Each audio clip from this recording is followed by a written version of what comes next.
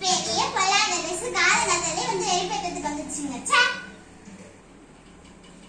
இந்த handbag miss பண்ணிட்டோமே, இதையும் போய் காட்டுவோம். மகதி சொல்லுங்கக்கா, இந்த ஹேண்ட்பேக் நல்லா இருக்கா? இது ரொம்ப குவாலிட்டியானது. நல்லா தான் இருக்கே.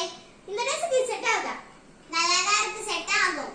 ஓகே மகதி, தண்ணி குடிக்கிறதுக்கு எடுத்துங்க தெரியாத ஊத்திடுச்சுக்கா. இவ்வளவு இது பண்ணலாம் நம்மளே அசிங்கப்படுத்திட்டாலே.